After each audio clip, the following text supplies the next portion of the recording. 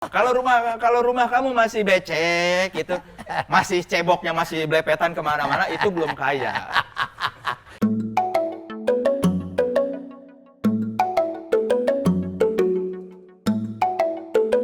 Sebelum kita mulai, saya ada rapid test.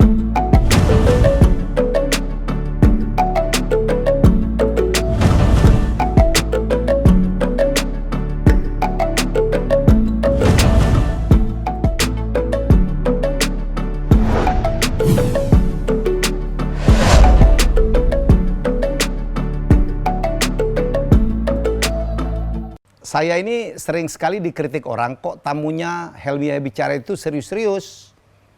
Nah kali ini tamu saya gimana ya? Tapi dia berkomedi tapi serius banget. Dan yang saya kagumin dari anak muda satu nih, lebih muda dari gua lah. Dia tuh ngalir aja gitu. Seperti nggak ada tujuan tapi dapat aja. Dia ada di mana-mana. Dia siaran radio, wartawan, main film, jadi talent televisi, pernah stand up comedy depan presiden gitu. Jadi menurut saya gila nih anak nih. Tenang aja, ngalir aja, seperti nggak ada ambisi. Main YouTube yang nontonnya sampai jutaan gitu. Jadi menurut saya sih ada sesuatu ya. Caranya berkomedi juga nggak ada meledak-meledak tuh, nggak ada teriak-teriak, ngalir aja dan lucu. Ya, soleh-solihun. Semoga intro gua gak salah nih. Justru gua yang ini terbebani. Kenapa? Karena semua narasumber Helmi Yahya Bicara itu kayaknya inspiratif dan berguna buat masyarakat. Ini berguna banget. Apa yang membuat Soleh merasa tidak berguna? Bergunanya luar biasa, buat gua ketawa lah minimal. Iya, tapi karena kalau gua selalu ditanya kalau ngomong soal karir-karir, gua tuh tidak bisa memotivasi. Kan rata-rata di Helmi Yahya Bicara ada sesuatu yang diambil motivasi. Gue tuh paling tidak bisa memberi motivasi orang. Tapi hidup lu sendiri tuh udah motivating. Jadi gini loh, saya ini kan motivator. Jadi kadang-kadang motivasi itu bukan dari yang diucapkan lah. Saya selalu tuh di panggung-panggung, how can we inspire people if we are not inspiring enough?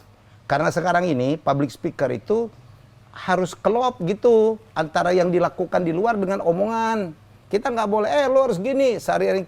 Tidak, nggak bisa. Sekarang public speaker yang gitu tuh udah nggak didengerin orang. Nah, Soleh-Soleh itu nggak perlu ngomong lah, tapi hidupnya gitu, ngalir. Ngalirnya itu justru sebuah inspirasi.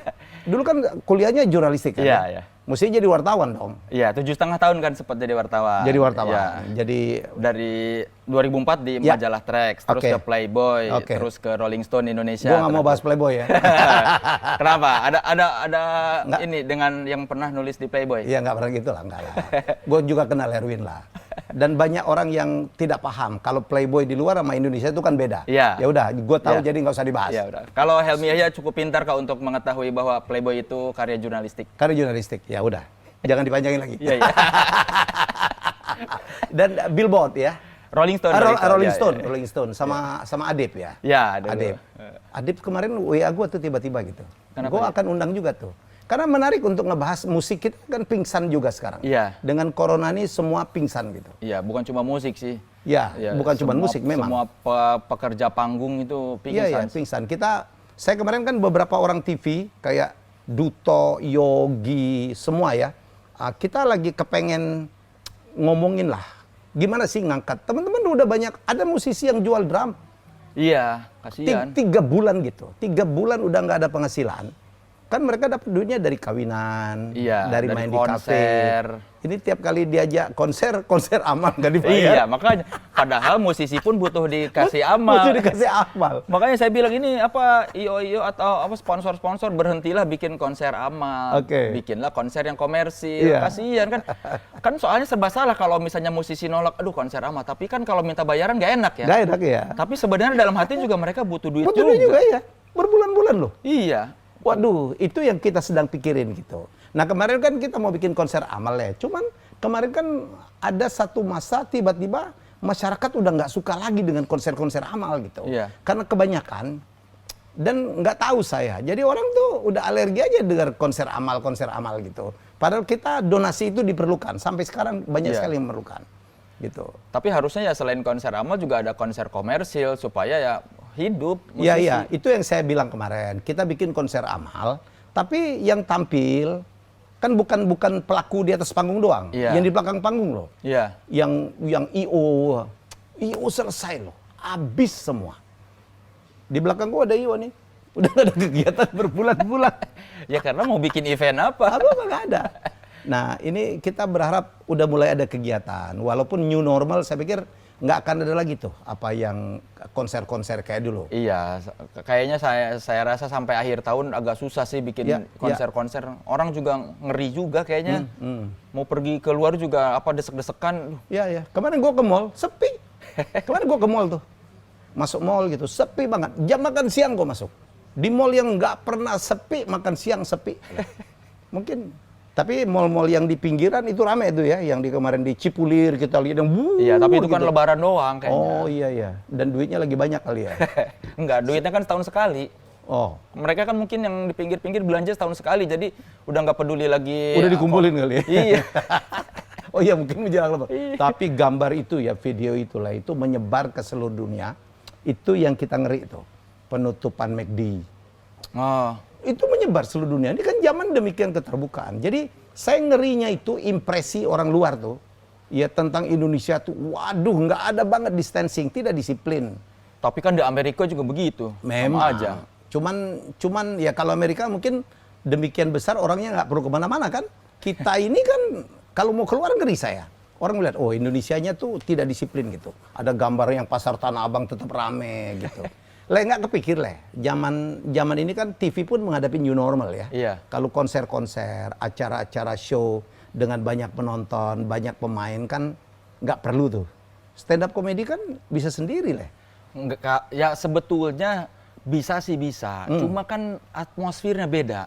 Lu perlu penonton ya? Iya, kan stand up comedy itu suara tawa penonton tuh salah itu satu bagian dari pertunjukan. Ambience selain energi buat penampil juga ambience pertunjukan. Itu perlu. Iya, jadi kayak terasa pertunjukannya lebih meriah, lebih lucu. Lawakan jadi terdengar lebih lucu kalau penonton pada ketawa banyak kan. Pakai efek kan bisa dong. Tapi kan beda, tidak organik. Organik. Udah gitu, makanya kenapa stand up comedy itu pertunjukannya disarankan di dalam ruangan. Karena supaya suara tawanya kekurung, bulat. Jadi ambience yang terbangun tuh ini menyenangkan. Kan bisa pakai efek sekarang. Ya tapi kan beda kalau efek dengan suara tawa organik kan. Tetap perlu ya? Iya. Kita lihat nanti nih. Apa liga-liga di Eropa kan penontonnya pakai boneka-boneka pakai gitu. Karena kan pemain juga kan memerlukan gitu ya. Kalau saya sih termasuk yang kalau stand up perlu ada penonton. Jadi kita tahu yang lawakan yang kita bawakan tuh ada reaksinya. Orang ketawa nih, berarti bener nih. Oh lanjut? Iya, kan jadi ada energi yang ikut. Ada feedback ya? Iya, ada feedback. MC juga begitu kan? Kalau misalnya penontonnya diem aja terus, apa gue yang salah? Atau apa? Mencari tahu gimana caranya supaya semangat. Makanya dalam MC itu, lu kan MC hebat juga ya. 3 menit pertama itu menjadi bagian yang sangat menentukan gitu. Kalau 3 menit pertama orang nggak ketawa, nggak memperhatiin kita lempar bait gitu nggak dimakan orang gitu kan udah bete aja kita kan. Iya. Ya makanya stand up juga gitu. Cuma nggak tahu nih si Panji kan lagi mau bikin tuh format pertunjukan online. Jadi komika tampil di studio, nanti ada penonton, katanya sih dia bisa merekam suara tawa orang jadi terdengar di studionya, yang nggak tahu lah, baru mau dicoba. Tapi tetap butuh suara tawa, reaksi dari orang. Kalau dengan teknologi bisa dong, orang tawa di rumah bisa kesalur. Nah iya, katanya sih bakal dicoba seperti itu, si Panji lagi mau bikin. Jadi yang nonton nanti ketawa, suaranya bisa masuk ke dalam studio, jadi yang stand up-nya melihat orang-orang, mendengar suara. Ini lucu juga kalau bisa ya? Ya, tapi belum dicoba kan, baru mau. Tapi kadang-kadang gini ya, celakanya. Ketawa itu sama kayak orang lagi lagi nguap gitu ya. Lagi apa istilahnya itu? Nguap ya? Iya. Ya, itu menular kan? Iya, makanya. Lo pernah merasakan kalau kita satu nguap gitu sebelahnya, itu ikut juga gitu. Jadi yawning istilahnya itu menular. Saya baca satu penelitian, ngelihat orang nguap, kita ikut nguap. Kadang-kadang cuman membaca tulisan nguap pun kita ikut nguap juga tuh. Sama kayak kita di perjalanan. Satu mau kencing kan kencing semua tuh. Iya, gitu. Ini ketawa juga gitu kan? Iya, makanya perlu penonton dan perlu suara ruang tertutup tuh supaya ya tertawanya menular. Jadi bikin lawakan jadi terdengar lebih lucu. Dulu katanya pernah ya, apa Soleh Solihun tampil di depan Ibu Mega dan Pak Jokowi yang ketawa cuma 2 orang itu doang ya? Iya. Gimana ceritanya sih? Jadi dulu kan ditawarin temen, ada acara nih, acara Jokowi Ahok. Apa ini politik? Bukan. Ini acara ketemuan masyarakat Dayak di Jakarta, mau silaturahmi sama Jokowi Ahok. Waktu belum nyalon nih, waktu baru mau mencalonkan jadi gubernur. Gubernur DKI. Bener kan nggak ada partai-partai? Enggak, ini santai kok, santai. Ya udah, gua terima.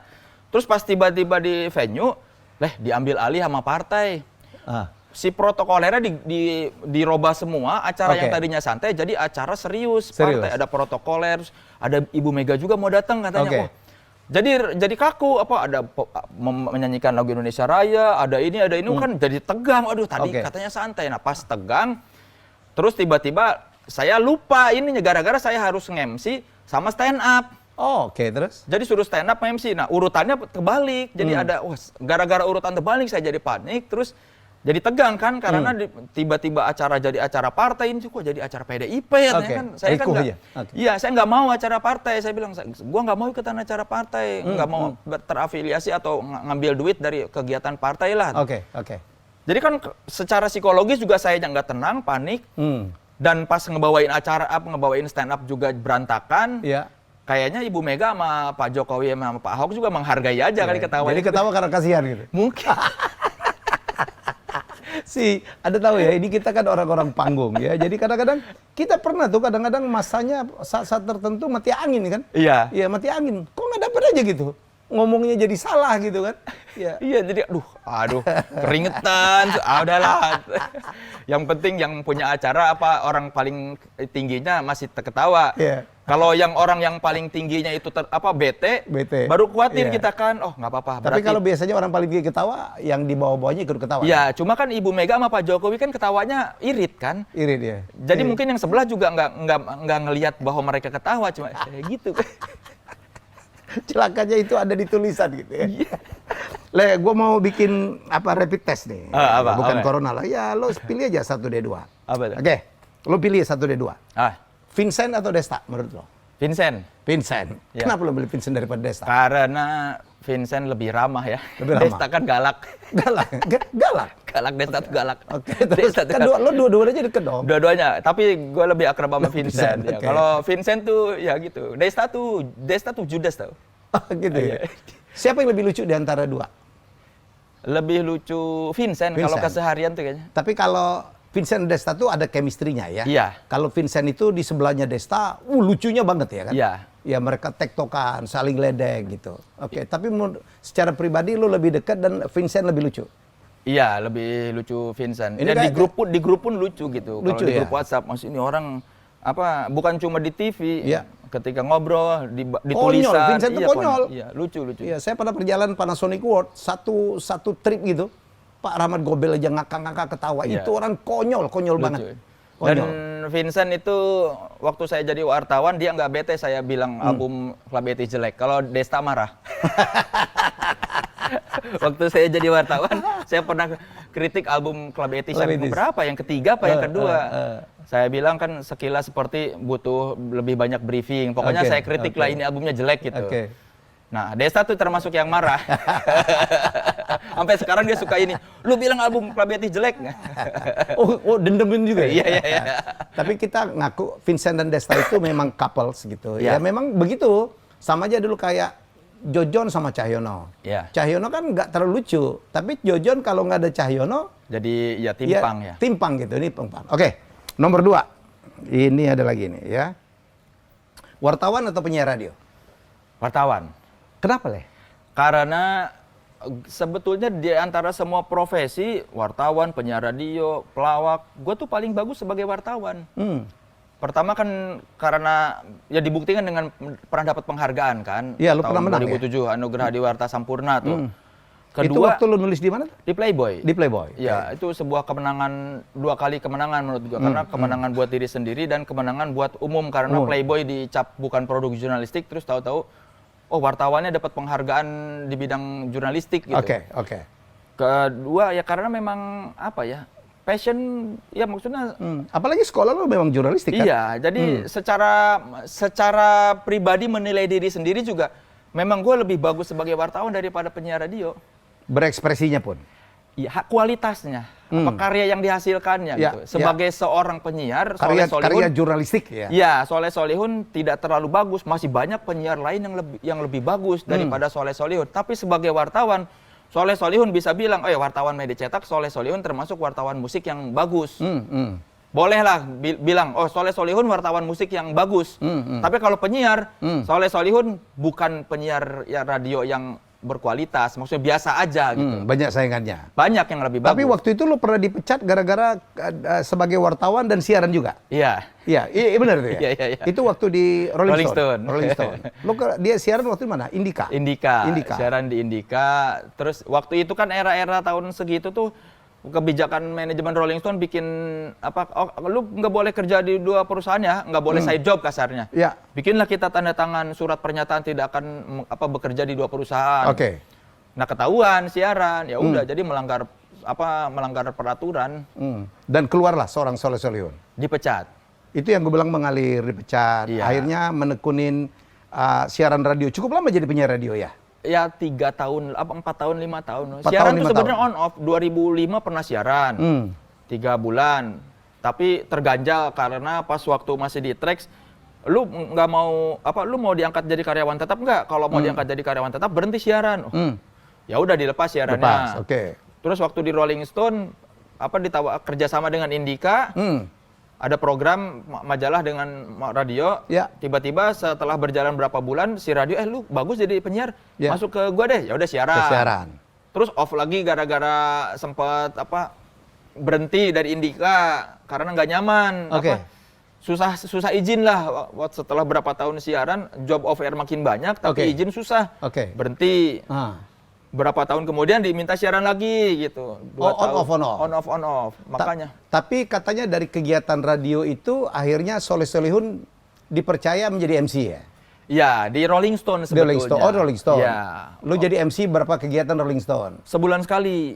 Jadi walaupun di kampus kan udah pernah jadi MC. Jadi semua yang saya kerjakan sekarang ini sudah pernah saya kerjakan ketika kuliah. Jadi justrunya latihannya waktu kuliah? Iya, saya sebagai MC, saya sebagai stand up comedian, itu kan karena sering nge-MC dan ngelucu, punya band juga kerjaannya ngelucu. Saya sebagai wartawan, jadi semua itu dilatihnya ketika kuliah. Bedanya sekarang ada duitnya, kalau dulu nggak ada. Malah keluar duit dulu? Iya. Latihan bayar sendiri dulu? Iya, itu aja. Oke, jadi saya tahu tuh, saya dengar ceritanya, dalam satu event, lu nge-MC acara untuk Rolling Stone itu lucu banget. Sehingga diusulkan untuk apa? Stand up. Jadi kan di Rolling Stone dulu ada namanya Rolling Stone Release Party. Sebulan sekali ada konser kecil lah. Undang klien-klien, undang mitra gitu. Undang klien, penonton, pembaca, sama band-band yang ditampilkan di majalah edisi itu. Itu yang di cafe Rolling Stone itu ya? Iya. Oke. Saya nge-MC. Nge-MC-nya tuh 4 band. Jeda dari satu band ke band lain kan 15 menit minimal nih nge-set. Ini nggak ada bagi-bagi hadiah, nggak ada apa. Jadi saya harus tetap ngoceh terus. Jadi mengisi panggung, ngoceh, orang pada ketawa. Jadi waktu itu tahulah segelintir orang bahwa si Soleh lucu. Sampai akhirnya satu kali ada produser radio yang lagi bikin offer, Leh, nyoba stand up, lu tuh bisa stand up. Terus saya tuh mau gara-gara ada duitnya nggak? Ada. 500.000, ya udahlah lumayan. Terus? Stand up lah. Nah waktu stand up di acara itu ada teman bawa handycam. Iya. Tolong dong rekamin gua. Soleh minta direkamin. Iya. Upload aja di channel lu. Gua pengen ada video di YouTube. Udah. Untuk bukti aja. Iya. Terus diupload lah. Diupload. Setahun kemudian komunitas stand up muncul. Mereka tahu ada Soleh Solihun pernah stand up. Terus Metro juga tahu ada si Soleh pernah stand up. Diajakin lah. Udah gara-gara itu. Dan di TV Soleh Solihun itu pertama itu di yang Metro TV ya? Iya. Itu pun gara-gara ya Metro. Jadi bukan, kalau orang-orang lain kan cinta stand up sehingga mereka belajar stand up terus memang pengen ke Kompas komunitas. Kalau saya karena tiba-tiba ditawarin ada duitnya, ya udahlah ikutan lah. Oke. Ya, itu yang saya bilang mengalir ya terus ya. Ya. Dan akhirnya seorang Soleh Solihun menjadi komika. Iya. Ya, pelaku stand up komedi yang diperhitungkan. Ya, rata-rata lucu dan kelas. Lu itu kelas. Jadi educated gitu. Jadi kalau zaman dulu lawak mungkin tuh Bagito, warkop kali ya. Jadi itu seorang Soleh Solihun karena memang punya background yang sangat baik sebagai sarjana dan juga sebagai itu ya, sebagai wartawan. Tapi, ya, saya bukan tidak pernah merencanakan hidup jauh-jauh. Itu yang saya bilang. Dulu. Saya pikir, syukur kalau ngaku gitu ya. Akhirnya jadi main film. Filmnya belasan dong ya. Filmnya udah banyak, tapi yang laku sedikit. Tapi komik 8 gitu-gitu laku. Iya, laku. Cuma kan itu peran-peran saya kecil. Raditya Dika kan percaya banget sama Soleh Solihun. Hangout itu lumayan laku. Cinta Brontosaurus segala macam. Iya. Itu bayar sama Raditya Dika atau nyogok atau enggak? Karena saya dibayar murah. Jadi mau dibayar murah dan lucu. Iya. Jujur anak ini. Terus juga akhirnya menjadi pelaku industri televisi ya. Iya. Menjadi juri. Iya. Iya banyak ya. Itu pun semua di berbagai stasiun. Semua saya dapatkan, saya nggak tahu ya. Makanya saya suka bingung, orang suka bilang kerja keras. Saya tidak merasa bekerja keras dalam hidup. Ya. Tapi saya bisa mendapatkan apa yang saya mau. Ya, itu hebatnya. Makanya saya bilang hebat dong seorang Soleh Solihun. Iya. Apa ini? Strategi atau apa ya?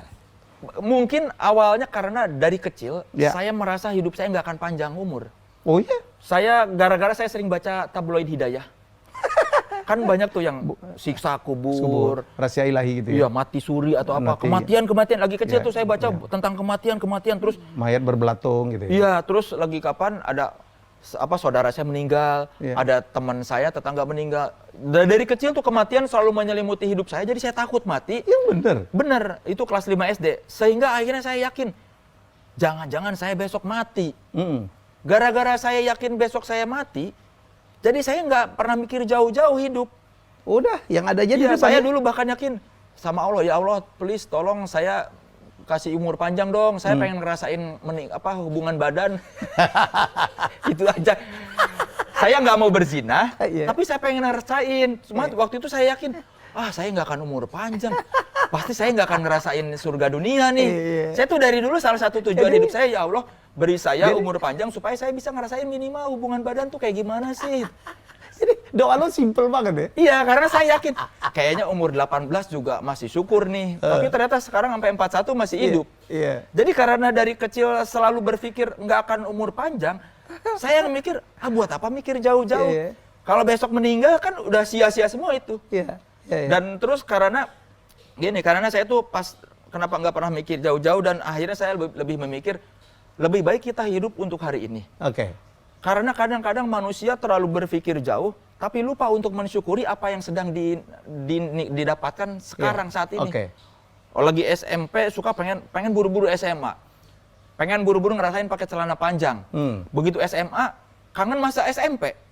Lagi SMA pengen buru-buru kuliah supaya pengen ngerasain baju bebas. Begitu SMA, begitu kuliah kangen masa SMA, pengen ngerasain seragam. Makanya saya pikir itu sebabnya kenapa kita selalu pengen buru-buru, jadi suka lupa menikmati yang sekarang. Makanya akhirnya saya udahlah nggak usah mikir terlalu panjang, nikmatin aja sekarang. Makanya ketika saya jadi wartawan, gaji kecil pun saya nikmatin. Karena belum tentu orang bisa mendapatkan yang saya dapatkan saat ini. Dan itu yang bikin saya tuh entah mungkin jadi hidup lebih bahagia, tapi juga tidak punya ambisi. Lebih rileks ya? Lebih rileks, tapi saya tuh tidak punya ambisi dan tidak pernah termotivasi lihat orang lain sukses. Biasa aja gitu? Iya, orang kan suka, wah si ini sukses, si ini jadi filmnya laris, si ini bisa punya mobil mewah. Saya mah biasa aja. Tapi mungkin jeleknya juga saya mungkin pemalas ya. Saya nggak tahu apakah saya pemalas atau saya lebih mensyukuri hidup ya. Jadi Tapi Soleh sekarang bahagia dong ya? Bahagia. Dengan hidup. Ya itu yang paling penting lah. Kadang-kadang kita bahagia itu nggak diukur dengan harta lah, ya kan? Iya, cuma kadang-kadang seperti itu. Jadi orang tuh suka, gue males aja sukses. Gila, saya bilang, ini anak kemana-mana nih. Filmnya banyak, pernah jadi host. Saya aja nggak pernah loh punya acara gitu yang hostnya saya. Enggak, saya tuh bagian dari sebuah show. Iya. Salah satu keinginan hidup saya adalah saya tidak usah terlalu kerja keras, tapi saya bisa punya yang saya inginkan. Simpel.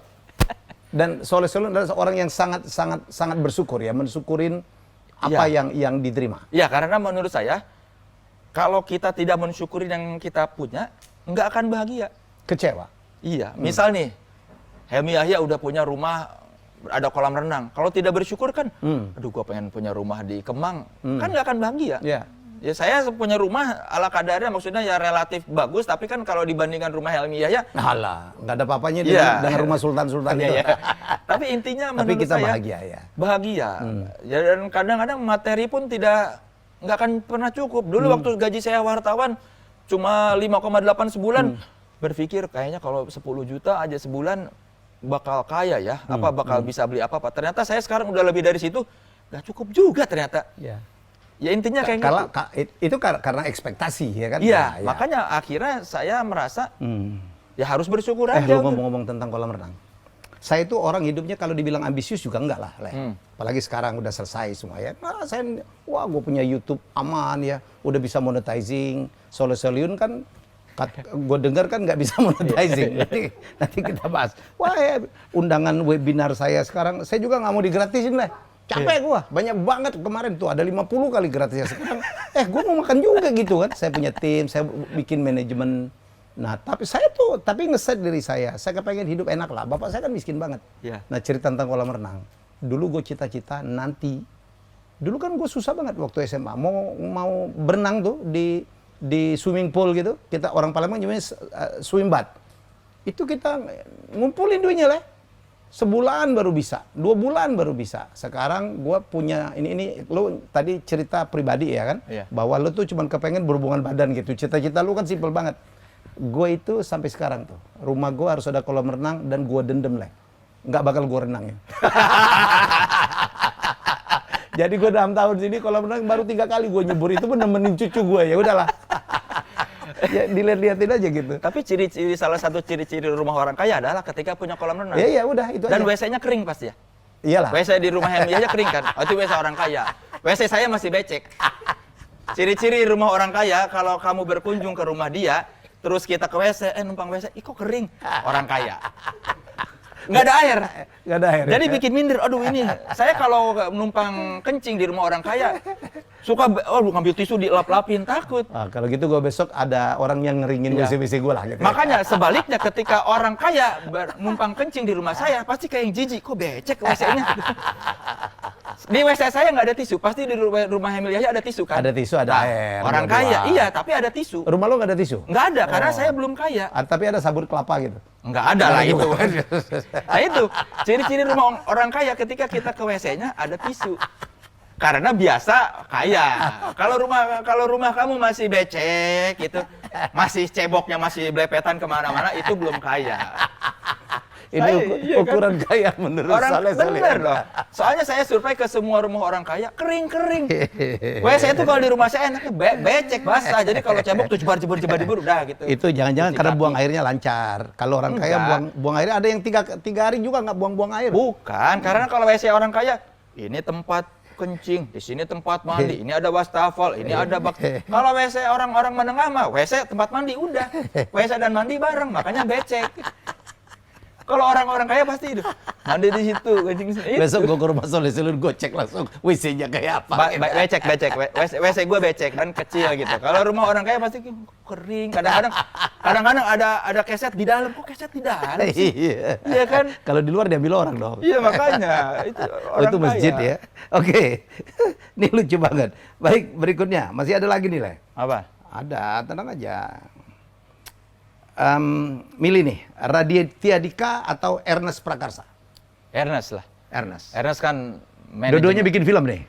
Iya, Ernest kan manajemen saya. Oh, ini nggak fair nih ya. Tapi kalau kita fair secara karya, Raditya Dika penontonnya mungkin sama banyaknya, dengan Ernest sama-sama box office. Tapi kan kalau kita bicara kualitas, Ernest Prakasa sudah membuktikan bahwa dia bisa berkualitas secara angka dan berkualitas secara penghargaan. Kuantitatif dan kualitatif. Iya, dia membuktikan bahwa sebagai penulis skenario, dia penulis skenario yang baik karena selalu dapat penghargaan. Gila kan? ya, susah sinyal, cek toko sebelah ya. FFI berturut-turut dapat penghargaan. Sebagai sutradara dia mendapat penghargaan. Padahal dia ngajak lo main film pertama kan Raditya Dika bukan Ernest. Tapi kan kalau kita fair, objektif secara menilai secara karya, Raditya Dika baru secara kuantitatif. Kualitatif dia belum pernah dapat penghargaan. Tapi Ernest meskipun dia belajar menulis sama Raditya Dika, dia membuktikan bahwa dia bisa menyaingi Raditya Dika yang mengajarkan dia menulis. Oke, gue sih sepakat lah ya untuk pencapaian itu ya. Oke, Masih ada nih. Menurut lo, Panji atau Mongol? Yang lebih lucu? Susah lu jawabnya. Kadang lebih lucu Mongol sih. Iya. Lebih konyol. Iya, tapi Mongol diulang-ulang mulu lawakannya sih. Iya, itu dia. Dari pertama saya kenal 2011, itu kisah hidupnya aneh-aneh. Dia bilang itu neneknya keturunan putri Mongol. Iya. Kabur ke sini karena di sana ada masalah dengan kerajaan atau apa. Jadi dia kabur ke sini, melarikan diri dari Mongol dan jadilah dia itu. Terus ada yang bilang dia itu pernah jadi laki-laki bayaran. Selalu kisah hidupnya macam-macam gitu. Saya nggak pernah tahu si Mongol ini sebenarnya masa lalunya seperti apa. Atau jangan-jangan dia intel ya. Disusupkan. Karena tidak pernah jelas kisah hidupnya. Dia ngakunya pernah ngegembel. Ngakunya pernah di mana. Kok terlalu banyak cerita, terlalu banyak backstory. Kalau gue dengar dia di Manado dulu kerja di salon, itu yang gue tahu. Iya, terus di YouTube pernah ada dia pengakuan pernah jadi pendeta gereja setan. Kan ini kok cerita terlalu aneh. Jadi terlalu banyak ceritanya sampai saya tidak tahu mana yang benar. Tapi itulah mungkin misterinya dia ya. Mungkin. Ya, makanya saya pikir jangan-jangan dia intel. Sengaja dikaburkan masa lalunya jadi orang nggak bisa melacak. Kita ngomongin ini kan dunia stand up comedy itu atau dunia lawak itu dekat sekali dengan kepleset ngomong di panggung ya. Makanya sekarang tidak ada lagi stasiun televisi yang berani bikin stand up comedy live. Iya. Ya kita tahu tuh ya. Uus pernah kena, Ernest pernah kena, itu justru mungkin dari nge-tweet ya. Dan sekarang ini bintang Emon nih. Iya. Gitu. Barangkali Soleh Solihun sebagai salah satu komika bisa memberikan semacam statement atau apa. Yang namanya tersinggung kita kan nggak akan, nah itu tipis banget ya. Iya, kita kadang-kadang belum tahu batasannya sampai ada orang marah. Iya. Kayak Panji berapa tahun lalu ngomongin kucing. Kucing itu iya. Marah. Banyak nih. Tapi mungkin berapa tahun lalu nggak akan ada yang marah. Kita kadang-kadang batasan itu berkembang sesuai perkembangan zaman. Boleh dulu belum tentu boleh sekarang ya. Iya, nah makanya yang jadi bingung di stand up comedy itu kadang-kadang kita baru tahu batasan setelah ini nggak boleh ternyata. Atau ini ada yang marah. Kayak materi Boris. Materi lama soal orang Batak. Dari dulu nggak pernah ada yang marah. Sekarang ada yang protes. Terus tiba-tiba ada yang protes. Ya. Nah menurut saya memang kita tidak bisa memuaskan semua orang. Setuju. Tapi sepakat nggak kalau kita katakan sekarang masyarakat Indonesia jauh lebih sensitif daripada dulu? Iya. Dulu lawak warkop gila loh. Iya. Bebas banget itu. Bercanda suku-sukuan gitu ya. Dan menurut sekarang stand up comedian kalau kata saya sekarang punya lebih banyak tantangan. Awal muncul 2011 tantangannya cuma satu aja, harus terlihat pintar. Iya. Kalau nggak pintar, kok lawakannya begitu sih? Gitu dong, nggak smart itu.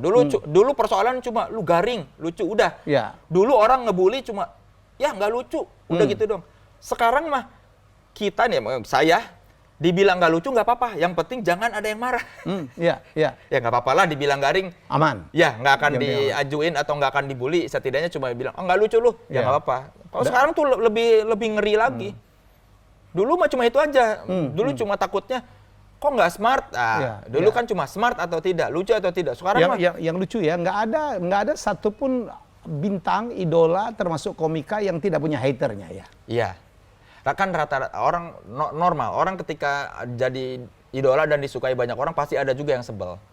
Itu nggak mungkin kita disukai sama semua orang. Tapi nonton terus dia, buktinya bisa komen kan? Ya kan, haters itu menurut saya adalah lovers yang denial. Gelo bahasa Inggrisnya. Karena haters itu menghabiskan waktu yang sama dengan para pecintanya. Iya. Menghabiskan pulsa yang sama. Iya, menghabiskan energi yang sama untuk menganalisa seseorang atau mencari tahu karya seseorang. Jangan-jangan energinya lebih besar dong. Mencari kesalahan orang itu jauh lebih besar energi yang dibutuhkan daripada hanya memuji kan? Iya, makanya menurut saya mencari angle udah denial bagus sebetulnya. Mungkin dia cinta. Aslinya. Makanya kalau kata saya, kalau kita tidak suka sama sesuatu, lebih baik ditinggalkan. Nggak usah kita menghabiskan energi itu buat kalau kita. Iya.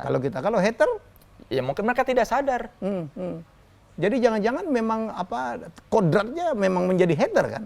Ya mungkin, atau mungkin dia mungkin dia butuh eksistensi atau aktualisasi diri. Iya, kalau nggak jadi hater kan nggak diperhatiin orang kan? Iya. Ya, jadi pernah ngalamin nggak materi Soleh Solihun diprotes gitu, mungkin melanggar apa gitu?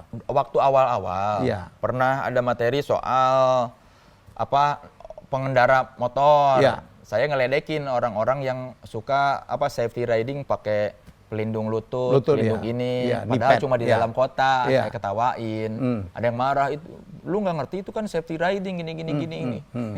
Tapi nggak saya ladenin, biarin aja. Kalau saya mah ada orang protes nggak usah didebat karena di media sosial itu nggak akan berhenti berdebat itu. Mendingan dibiarin aja. Saya juga gitu.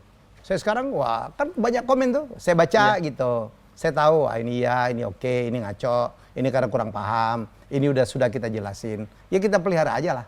Ya, dan menurut saya cara terbaik menghadapi orang-orang yang tidak setuju atau benci sama kita adalah dengan nyuekinnya. Iya. Kalau kita ngerespon justru dia seneng. Itu yang dia mau? Iya, kalau kita anggap tidak ada, justru itu kayak balasan terberat buat dia. Karena kan kok gua marah-marah dia nggak ini sih. Pernah ngeblok orang nggak? Ngeblok kalau yang ngetag-ngetag iklan, gua blok. Ngeblok? Iklan tinggi badan paling banyak. Iya, kalau iklan tinggi badan diblok. Atau yang ngetag-ngetag ada iklan tag berapa orang, diblok. Oke. Kalau yang hater, komen negatif gitu, bully, dihapus aja. Hapus aja? Iya, nggak usah diblok. Kalau diblok, kesenangan buat dia. Gua bikin dia marah. Kan malah diledek-ledekin atau nanti dia pamer-pamerin. Kan di Twitter kita suka lihat kan. Kita diblok, nanti ada orang diblok nanti pamer.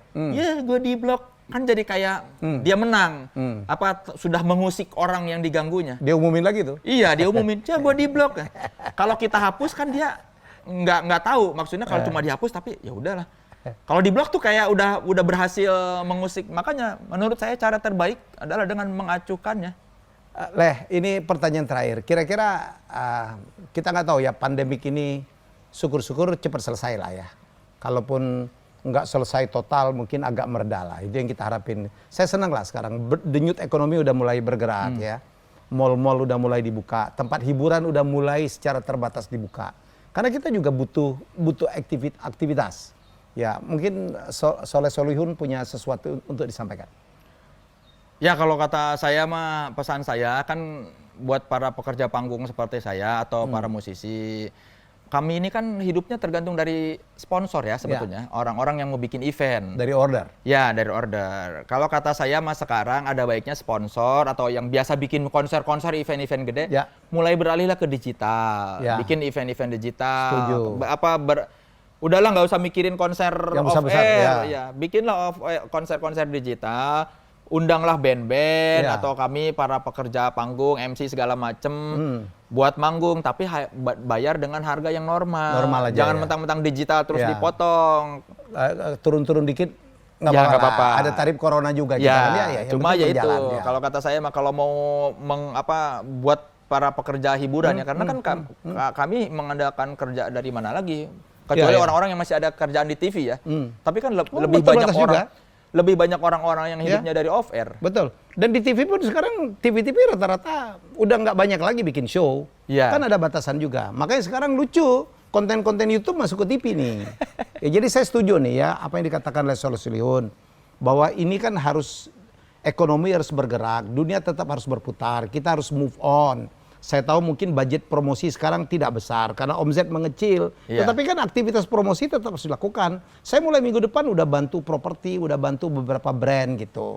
Jadi saya katakan nggak bisa lagi diukur kayak dulu. Kalau bikin show kan di kafe aja mahal. Blocking kafe, harus ngebayarin orang makan, artisnya rate-nya normal. Sekarang kan nggak perlu booking tempat, nggak perlu bookingin orang makan, dan yang nonton bisa lebih banyak. Iya. Jadi kalau kayak dulu yang dengan Vincent berapa? 4 juta ya? 4,8 lah kayaknya. 4,8 juta pengen. Jadi kalau kita ngitung cost per head, ya berapa biaya itu kan biaya per kepala tuh ya. Biaya per kepala tuh. Jadi Anda hitung berapa expense-nya sekarang kecil banget. Karena simple banget, sekarang nggak boleh rame-rame, dan yang nonton bisa lebih banyak. Jadi barangkali teman-teman Soleh Solihun, bagaimana teman-teman bisa lebih kreatif, lebih lucu, unik, ya karena itu yang ditunggu oleh para netizen sekarang. Ya, mungkin ada penontonnya Helmi Yahya Bicara yang punya produk mau sponsori YouTube saya boleh. Karena YouTube saya tidak ada uangnya. Ya jadi sponsor langsung aja bill in. Jadi ini ya nggak ada masalah ya. Jadi saya bikin YouTube lillahi ta'ala soalnya. Tapi berharap sponsor. Tidak nolak. Tapi Tapi lillahi ta'ala. Lillahi ta'ala. Tapi pengertian. Iya, kan ridho Allah juga belum jalan kalau belum ada ridho sponsor. Jadi kalau saya joke-nya gini dulu. Saya kalau kerja sama dengan orang, Pak, garis tangan saya bagus banget, Pak. Lurus boleh? Lurus tuh. Oh iya. Lurus kiri kanan jarang tuh. Oh nyambung ya? Nyambung. Ya, ada yang bilang orang nggak boleh gampar. Ya untung gue bukan tukang berantem ya. Gue lurus. Jadi ciri orang kaya? Enggak juga lah. Tapi gini loh, sebagus apapun garis tangan kita kan perlu campur tangan tuh. Sponsor. Ya kan iya dong. Tapi kalau saya percaya, Ya. orang yang sukses Ya. itu cuma dua kemungkinannya. Apa? Yang orang yang kaya banget ya. Dulunya miskin banget atau dulunya udah kaya banget. Ah. Helmi Yahya kan termasuk dulunya yang Miskin miskin. banget, Nah, ya. Saya ini dari dulu tidak pernah miskin, tidak pernah kaya. Jadi makanya saya sadar diri bahwa hidup saya bakal begini-begini aja. Tapi yang penting happy. Iya. Terkenal. Duit mah ada aja. Ada ya. Ya. Jadi kalau sudah dapat campur tangan, jabat tangan. Betul. Iya. Tapi sebelum jabat tangan, tanda tangan. Itulah filosofi tentang tangan.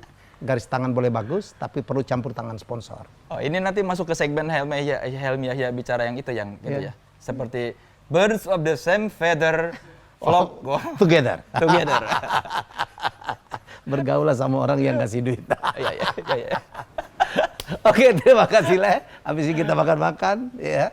Terima kasih banget. Ya ini aduh kontennya gue suka banget ya. Kita belajar satu hal lagi ya dari Soleh Solihun. Kemarin kita dengan Rico Ceper itu dia mengatasin segala macam keterbatasannya dengan dia mempunyai attitude. Orangnya biasa aja gitu, nggak bintang-bintang amat gitu. Jadi oke aja. Yang ngajak tuh ada aja gitu. Dia nggak punya manajemen, nggak ribet-ribet amat gitu. Dan Soleh Solihun sekarang dengan apa ya kemampuan untuk mensyukurin apa yang ada, nggak boleh ambisi-ambisi. Karena memang dia tadi katanya saya kaget waktu kecil itu dia pikir hidupnya nggak panjang-panjang amat gara-gara keseringan baca majalah Hidayah. Saya ingat ini ayat dari guru ngaji. Apa? Barang siapa mensyukuri nikmatku, niscaya akan ditambah nikmatnya. Dan barang siapa yang mengkufuri nikmatku, niscaya azabku sangatlah pedih. Ya, itu di Hidayah banyak banget itu. Oke, kita jumpa lagi dalam episode selanjutnya. Terima kasih Soleh Solihun.